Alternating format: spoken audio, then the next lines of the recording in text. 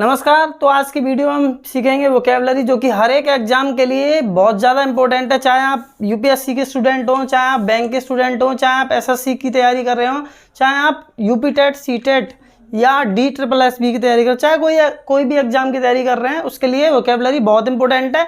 जितने भी हमारे एग्जाम होते हैं सभी में ज़्यादातर प्रीवियस क्वेश्चन रिपीट होते हैं। मोस्टली 90% तो प्रीवियस क्वेश्चन ही आते हैं, 10% द हिंदू में से वोकैबुलरी आ जाती है। तो हम वोकैबुलरी में आज कंप्लीट करेंगे क्या क्या। आप पढ़ेंगे फ्रेजल वर्ब्स, फिर पढ़ेंगे आप इडियम्स और one word substitute, confuse words पढ़ेंगे, सिनोनिम्स पढ़ेंगे। तो आइए स्टार्ट करते हैं फ्रेजल वर्ब्स से। आइए जानते हैं कि फ्रेजल वर्ब्स होता क्या है, फ्रेजल वर्ब्स का मीनिंग क्या होता है। इसको वैसे तो हम लोकोक्तियाँ कहते हैं। फ्रेजल वर्ब को पहचानने का बेस्ट तरीका है कि किसी वर्ब के साथ में यदि कोई प्रपोजिशन जुड़ा हो तो वो फ्रेजल वर्ब में कन्वर्ट हो जाता है, यानी कि उसका मीनिंग चेंज हो जाता है। कैसे सर? जैसे मैंने आपसे बोला यहाँ पर PUT पुट, पुट का मतलब क्या होता है? रखना। पुट का मतलब होता है रखना। यदि आपको इसको फ्रेजल वर्ब बनाना है तो आप इसमें कोई ना कोई प्रपोजिशन ऐड कर देंगे। प्रपोजिशन ऐड करने पर इसका मीनिंग जो है वो चेंज हो जाएगा। जैसे मैंने पहला आपको इसको फ्रेजल वर्ब बनाया, मैंने कहा पुट आउट। पुट आउट का मतलब होता है बुझाना। क्या होता है? बुझाना। पुट आउट का मीनिंग क्या होता है? बुझाना। तो यहाँ पर पुट के साथ में प्रपोजिशन आउट ऐड है तो इसलिए फ्रेजल वर्ब बन गया। अब इसका मीनिंग भी चेंज हो गया, बुझाना। तो इसका इंग्लिश मीनिंग होता है टू एक्सटिंग्विश। ठीक है, टू एक्सटिंग्विश। अब आप इसको सेंटेंस में कैसे यूज करेंगे? आप कह सकते हैं please put out the candles. Please put out the candles. ठीक है, या आप कह सकते हैं please put out the fire. समझ में आया? कृपया मोमबत्तियां बुझा दीजिए, कृपया आग बुझा दीजिए। तो आप इस तरीके से इनको यूज में भी कर सकते हैं। अगर दूसरा बनाना चाहें तो पुट ऑन। पुट ऑन का मतलब क्या होता है? पुट ऑन का मतलब होता है पहनना। पहनना। तो इसको कहेंगे टू बियर। अब यहाँ पर इसको हम अपनी स्पीकिंग में भी यूज़ कर सकते हैं। यदि आप कहना चाहते हैं कि मैं शर्ट पहनता हूँ या मैं शूज़ पहनता हूँ, सॉक्स पहनता हूँ, तो सीधे सीधे बोले क्या?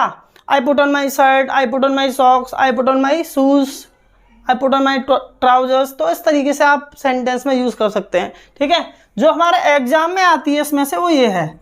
बहुत बार आता है question put off. Put off का मतलब होता है क्या? स्थगित करना, यानी कि रोक देना, स्थगित करना। तो उसको कहते हैं to postpone. To postpone.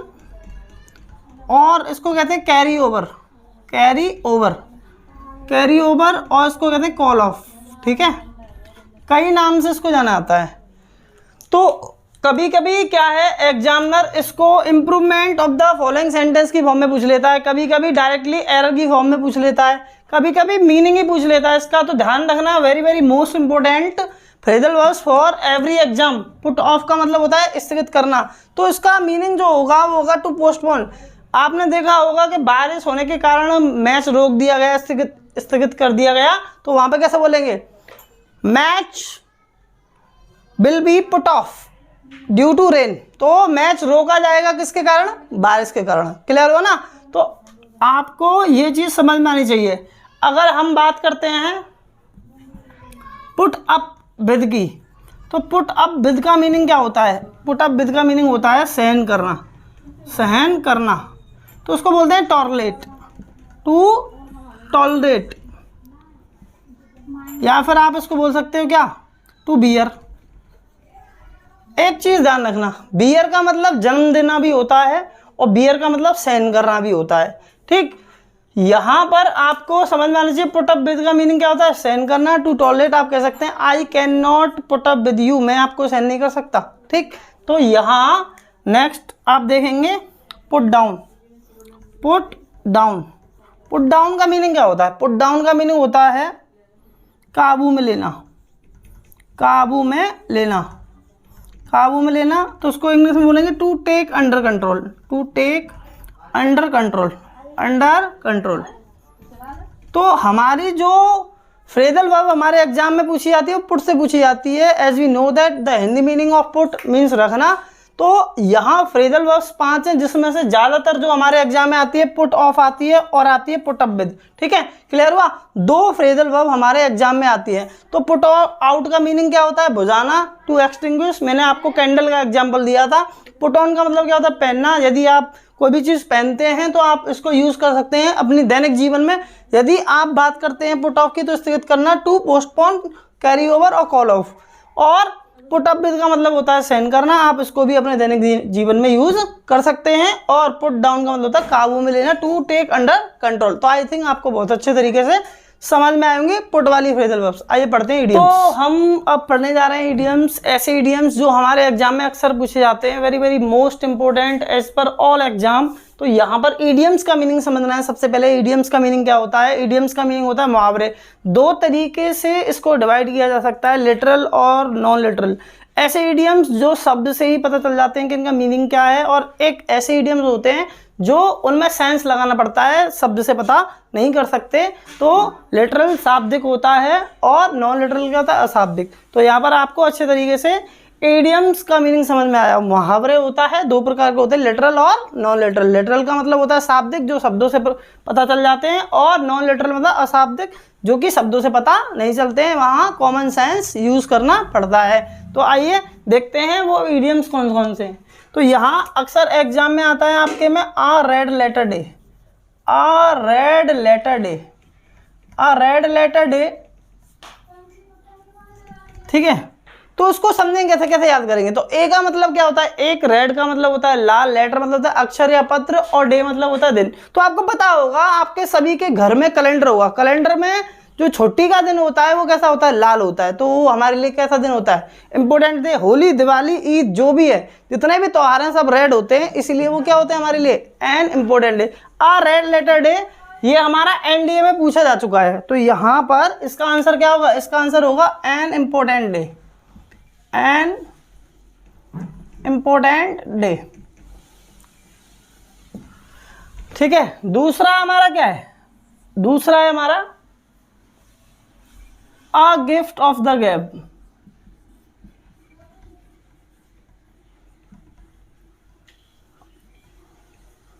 A gift of the गैब, तो उसको समझते हैं। आगा मतलब क्या होता है? एक, गिफ्ट का मतलब होता है उपहार, ऑफ का मतलब होता है का, की, के, और गैब represent the sound of Gabbar. गैब मीन्स साउंड। ठीक है, तो ये साउंड ऑफ गब्बर से रिलेट करेंगे। आपने मूवी देखी होगी शोले, शोले में वो गब्बर क्या कहता है? कितने आदमी थे रे साहबा। तो ऐसा कहने के लिए, उसकी तरह कहने के लिए क्या चाहिए? टैलेंट। तो इसका मतलब होता है talent for speaking, talent for speaking. ये भी आपका एनडी में पूछा जा चुका है, talent for speaking,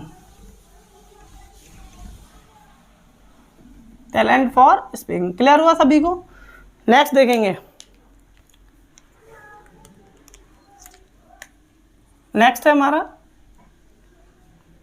spread like wild fire, spread like wild fire, wild fire. तो यहां इसको समझेंगे।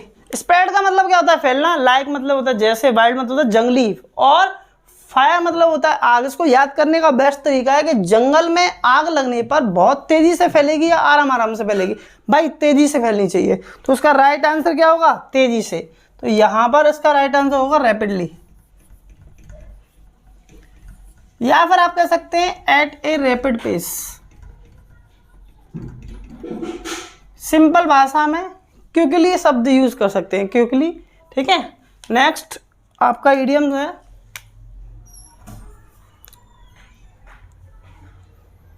wet behind the ear, wet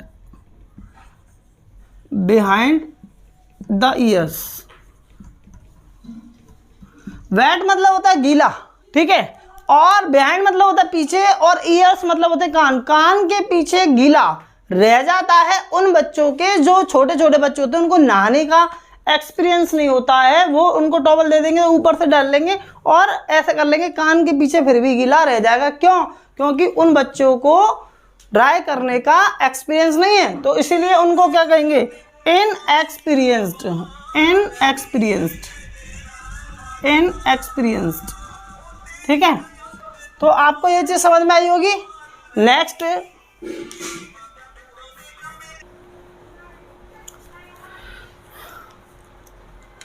तो फिफ्थवा ईडियम्स है हमारा, very very most important idioms.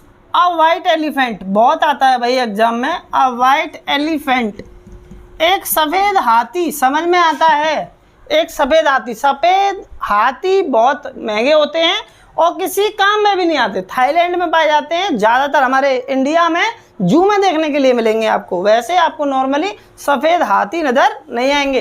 तो यहाँ पर क्या होगा इसका answer, costly and useless possession. Costly and useless possession.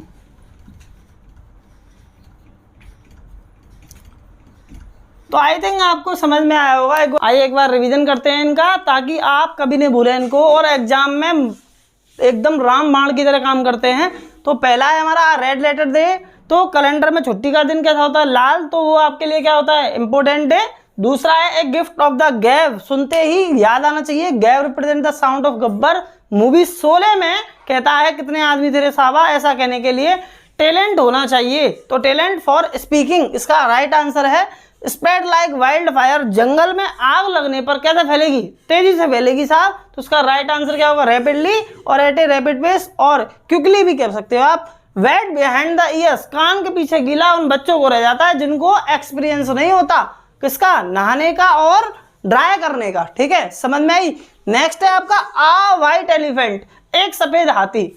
एक सफेद हाथी महंगे होते हैं और किसी काम में भी नहीं आते हैं, तो उसको बोलेंगे कॉस्टली एंड यूजलेस पोजेशन। तो आई थिंक आपको अच्छे तरीके से समझ में आया। आइए पढ़ते हैं वर्ड्स विद सिनोनिम्स ट्रिक के साथ। आइए पढ़ते हैं वर्ड विद सिनोनियम ट्रिक के साथ। तो पहला वर्ड है ब्यूटीफुल, सुंदर। तो आपको पता है ये बहुत कॉमन वर्ड है, लेकिन इसके सिनोनियम की ट्रिक बनाई है लैक्मी। करीना ऐड करती है टी पर लैक्मी आइकॉनिक काजल। आजकल जो महिलाएं हैं, जो लड़की हैं और लड़के हैं, वो कोई फेयर हैंडसम यूज़ कर रहा है, तो कोई लैक्मी आइकॉनिक काजल लगा के सुंदर लग रही है, लेकिन नेचुरल सुंदर आपको बहुत कम पाई जाएंगी। लेकिन आइए हमें लैक्मी के फ़ायदे देखते हैं क्या है। हमें 5 वर्ड याद आ जाएंगे फटाफट से। तो आइए देखते हैं कैसे। एल फॉर क्या होता है, लवली। एल फॉर होता है लवली। ए फॉर होता है एल्यूरिंग, एल्यूरिंग। सी फॉर होता है चार्मिंग, चार्मिंग। एम फॉर होता है मैग्निफिसेंट, मैग्निफिसेंट। टी फॉर होता है एक्यूसाइट। तो आपको समझ में आया, लैक्मी। एल फॉर बोलो lovely, A for alluring, C for charming, M for magnificent और ई फॉर होता है एक्यूसाइट। तो लैक्मी नहीं बोले, ब्यूटीफुल क्या, लैक्मी। करीना आइकॉनिक काजल, समझ में आया। दूसरा वर्ड क्या है हमारा, वही ह्यूज, मतलब क्या होता है, विशाल। तो यहाँ घोस्ट, भूत अपने आकार बदल लेते हैं। भूत जिन्न जो होते हैं अपने आकार बदल लेते हैं, और चुड़ैल तो ज़्यादा ही लंबी हो जाती है। तो यहाँ पर आपको समझना है क्या कि क्या ट्रिक है। तो जी फॉर क्या होता है, जी फॉर होता है गारगेंटन। क्या होता है, बोल के सुनाओ। जी फॉर गारगेंटन। और एच फॉर होता है हुमंगस। क्या होता है, हुमंगस। और ओ फॉर होता है ओवरसाइज, ओ फॉर होता है ओवरसाइज। और एस फॉर होता है स्टूपेंडस, स्टूपेंडस। और ट्री फॉर होता है ट्रीमेंडस, टी फॉर होता है ट्रीमेंडस। तो आपको 10 वर्ड्स याद हुए अच्छे तरीके से। यहाँ पर ब्यूटीफुल का क्या होगा, Lakme. L for lovely, A for alluring, C for charming, M for magnificent, E for क्या होता है एक्यूसाइट। ह्यूज का क्या होगा, विशाल, ghost. G for gargantuan, S for humongous, O for oversize, S for stupendous और टी फॉर क्या होता है मालिक, ट्रीमेंडस। तो आई थिंक आपको बहुत अच्छे तरीके से ये शब्द याद हुए होंगे। आइए पढ़ते हैं कंफ्यूज वर्ड्स, जो कि अक्सर हमारे एग्जाम में देखने के लिए मिलते हैं हमको। तो पहला वर्ड है हमारा बच्चों एडवाइस। ये बहुत बार हमारे एग्जाम में आता है, इसका मतलब होता है सलाह। ठीक है, एक वर्ड होता है एडवाइस। केवल डिफरेंस क्या है, केवल डिफरेंस है एक लेटर का। ऊपर वाले में सी है और नीचे वाले में एस है, लेकिन दोनों की पार्ट्स ऑफ स्पीच में बहुत बड़ा अंतर है। यहाँ पर ये हमारा नाउन की तरह वर्क करेगा, यहाँ पर ये हमारा वर्ब की तरह काम करेगा। क्लियर हुआ आपको? सभी को समझ में आया होगा? ये नाउन की तरह वर्क करेगा और ये वर्ब की तरह वर्क करेगा। तो आप ये नहीं कह सकते, अगर मैं एग्जांपल लूं तो यहाँ पे ही गिव्स मी एडवाइस, ये वाला आना चाहिए या ये वाला आना चाहिए, सी वाला या एस वाला? तो आपका राइट आंसर क्या होगा? सी वाला आना चाहिए सर, क्योंकि क्या आएगा? नाउन आएगा, क्योंकि वर्ब ऑब्जेक्ट का काम नहीं करती है। ठीक, तो यहाँ अगर हम कहें सी एडवाइज्ड या फिर एडवाइज्ड मी, बताओ कौन सा आना चाहिए? फर्स्ट वन या सेकंड वन? फर्स्ट वन आना चाहिए, क्योंकि सब्जेक्ट के बाद में क्या आता है? वर्ब आता है। तो क्लियर हुआ? इस तरीके से ये हमारे एग्जाम में देखने के लिए मिलते हैं। आपको देखना पड़ता है कि ये जो वर्ड है वर्ब की तरह काम कर रहा है या फिर ये आपका नाउन की तरह काम कर रहा है। क्लियर हुआ? अब दूसरा वर्ड देखते हैं। दूसरा वर्ड है हमारा, एक होता है बाथ, BATH, इसका मतलब होता है स्नान। ठीक है, एक होता है बाथ, BATHE। तो यहाँ पर स्नान करना, इन दोनों में भी डिफरेंस क्या है? इन दोनों में भी डिफरेंस ये है कि बाथ का मतलब हो गया स्नान, स्नान यानी कि क्या हो जाएगा? नाउन हो जाएगा ये, और ये हमारा क्या हो जाएगा? ये हमारा हो जाएगा वर्ब। क्लियर हुआ? वर्ब और नाउन का डिफरेंस होता है। ई लगने से ये वर्ब है और ई हटने से वो नाउन है। तो क्लियर है आपको? नेक्स्ट वर्ड है आपका अफेक्ट, मतलब होता है प्रभाव डालना, और इफेक्ट साउंड एक जैसी है। इफेक्ट मतलब होता है प्रभाव। अब इन दोनों में भी सेम डिफरेंस होता है, ये नाउन होता है और जबकि ये वर्ब होता है। क्लियर हुई ये वाली बात आप सभी को? अच्छे से समझ में आया? तो एक चीज़ और, एक तो होता है एडेप्ट और एक होता है एडेप्ट। इन दोनों में क्या अंतर है? एडेप्ट का मीनिंग क्या होता है और एडेप्ट का मीनिंग क्या होता है? तो एडेप्ट का मीनिंग होता है निपुण। क्या होता है? निपुण। और इसका मतलब होता है ढालना।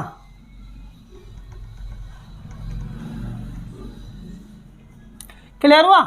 तो यहां इन दोनों में डिफरेंस क्या है? अब ये तो एडजेक्टिव है और ये वर्ब का काम कर रहा है। ये एडजेक्टिव है और ये वर्ब का काम कर रहा है। ठीक है, दोनों में अंतर है। क्लियर हुआ सभी को ये चीज? एक वर्ड और होता है एक्सपेक्ट, मतलब होता है आशा करना। एक होता है एक्सेप्ट, इसका मतलब होता है के अलावा। ठीक है, तो इन दोनों में डिफरेंस क्या है? तो आपको पता है एक्सपेक्ट का मतलब ये वर्ब की तरह काम करेगा और ये एक्सेप्ट का मतलब होता है ये प्रेपोजिशन है। क्या है? प्रेपोजिशन। तो आपको वर्डों की पार्ट्स ऑफ स्पीच भी पता होना चाहिए कि वो शब्द हमारा पेपर में किस तरीके से यूज़ किया जा रहा है। ठीक, अगर आपको ऐसा करना आ गया तो बहुत आसानी होगी क्वेश्चन को सॉल्व करने में। ठीक, तो यहाँ आपको क्लियर हो गया? कंफ्यूज वर्ड समझ में आए? आइए सीखते हैं वन वर्ड सब्स्टिट्यूट। तो आइए सीखते हैं वन वर्ड सब्स्टिट्यूट बड़े मजे से। तो यहाँ पर जानेंगे, पहला है हमारा प्लांट्स ऑफ रीजन, ऐसा क्षेत्र जहाँ पर सिर्फ पेड़ पौधे पाए जाते हैं और कुछ नहीं पाया जाता। तो ऐसे क्षेत्र को क्या बोलेंगे? ऐसे क्षेत्र को बच्चों बोलेंगे फ्लोरा। क्या बोलेंगे? फ्लोरा। फ्लोरा ऐसा यानी कि ऐसा क्षेत्र जहाँ केवल प्लांट्स और ट्रीज मिलते हैं। दूसरा है एनिमल्स ऑफ रीजन, ऐसा रीजन जहाँ आपको केवल और केवल एनिमल्स ही पाए जाते हैं और कोई नहीं मिलेगा, तो वहाँ उसको बोलेंगे फोना। क्या? फोना। ठीक है, a place where words are kept. जब भी वर्ड्स की बात आती है तो एक वर्ड ध्यान रखना, एवी। एवी इसका रूट वर्ड है, एवियरी का मतलब होता है क्या? पक्षीशाला, ठीक है, इसको हिंदी में बोलते हैं पक्षीशाला। और अ place where bees are kept, इसको कहते हैं एपियरी। एपियरी का मतलब होता है मधुशाला। मधुशाला का मतलब होता है ऐसी जगह जहां मधुमक्खियों को रखा जाता है। टेट वाले बच्चे ध्यान रखेंगे थोड़ा सा एक पॉइंट कि बी एक हमारा फेमिनाइन जेंडर है, ठीक है। इसका मैस्कुलाइन जेंडर, यदि टेट वाले बच्चे देख रहे हैं इस वीडियो को, तो बी का मैस्कुलाइन जेंडर पूछा गया था सुपर टेट में, तो उसका मैस्कुलाइन जेंडर होता है ड्रॉनी, ठीक है, ड्रॉन होता है इसका मैस्कुलाइन जेंडर। तो ध्यान रखेंगे इस पॉइंट को भी, ये अक्सर आपके एग्जाम में रिपीट हो चुका है 2 बार।